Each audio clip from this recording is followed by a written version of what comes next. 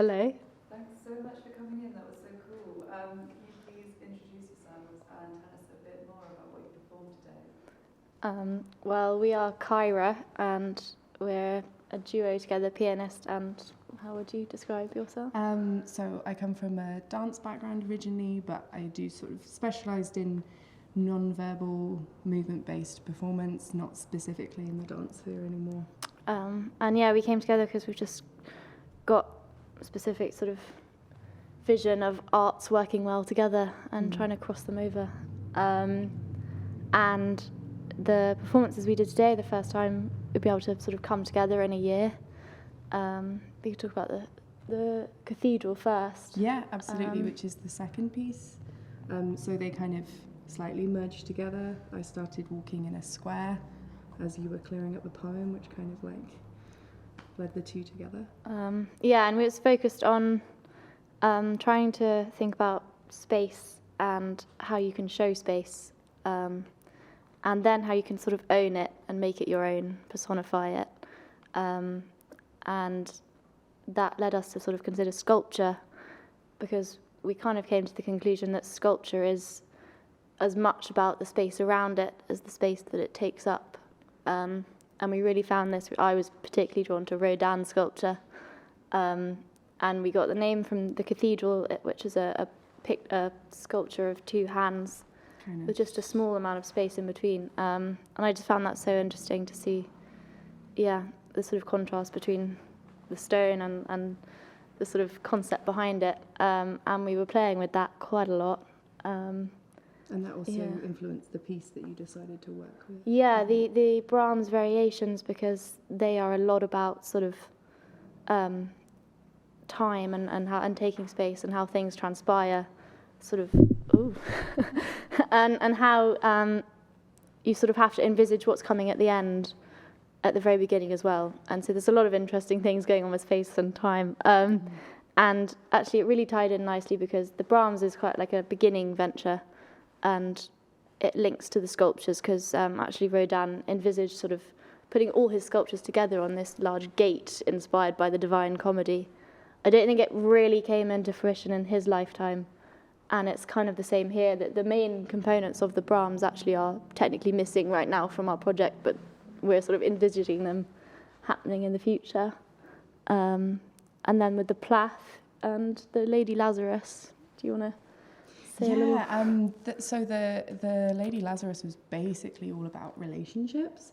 So we began with, obviously, Kirsty comes from a music background, I come from a dance background, but we both had a big interest and passion in English literature and poetry. So the words are where we meet on much more of a neutral scale.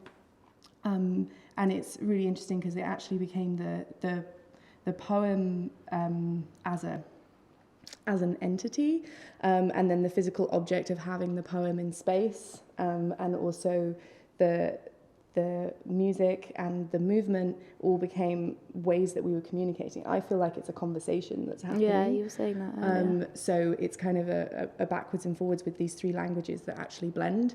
So we were really interested in flatline collaboration, so not one element leading, which I hope, like, it really feels like that. There was like a joint effort. Yeah, so it was kind of trying to make every aspect as important as each other, but at the end of it, it actually became just about our relationship as two people, and how we relate to one another, and whatever language we used was what made sense at the time.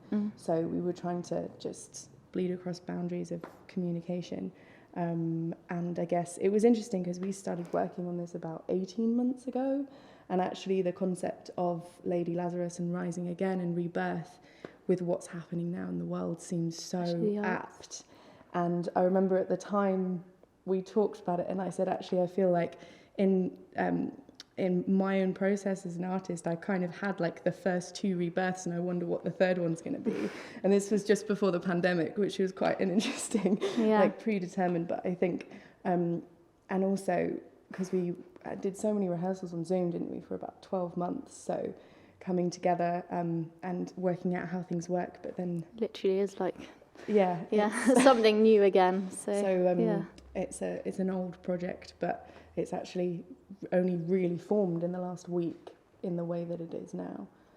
which is exciting. And also we're both ultimately live performers, aren't we? So bringing in the element of a camera and being filmed is really exciting, is another element to add to that. Yeah. But Yeah, it's all so interesting and it's such a cool project. I was wondering whether you guys have a particular section in either of the pieces that you would deem your favourite, or maybe whether there's something that's particularly interesting that we should look out for when watching and listening.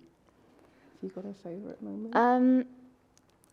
I think, that's so hard to pick. I don't know. For me as a pianist, I'm finding it really interesting how when I go back to being the sort of pianist, there's obviously extended solo piano playing bits in the middle, but I find it interesting the points just around that and like how I feel different having left the piano, having interacted with another human on stage and then coming to sit down and like feeling how it feels different to a usual solo performance. So I guess, there's a sort of section there where we're working together and then I come and sit back down that you could have a look out for and see. What do you think? I haven't really got a favourite moment, but I suppose overall for me, it's about, it kind of becomes about friendship for me, and our relationship as two individuals as well. And when it comes to be a conversation, I think, especially like for me, and I think this is probably to do with my own work because it's very spatial, but about holding the space. And even those moments when like I come and sit down and you're playing, I feel like I'm holding the space and keeping it, I'm looking out so you can do what you need to do. And there's moments where we, especially in the Plath, it's quite obvious we kind of help each other, we're supporting each other. And I really love that I can kind of in a way almost like let go more because I know that you'll catch me, which sounds so it feels the same when I play, that's what I think. it's really built on. So we've sort of talked about how actually it's so different doing the elements by ourselves because we're supporting through and also through silence and through more stillness. So I guess it's as an element, it's the kind of backwards and forwards of neither of us are always in control or always leading, and we play with that, and it's quite vulnerable almost, but it's amazing to completely let go and have someone catch you. So that's not a like moment, but it's overarching as we're working together more. Yeah. Well, thanks so much for coming in. It was Thank a pleasure you. having you. Come back. Yeah. Thank you very much for having us. It's been great. Thank you.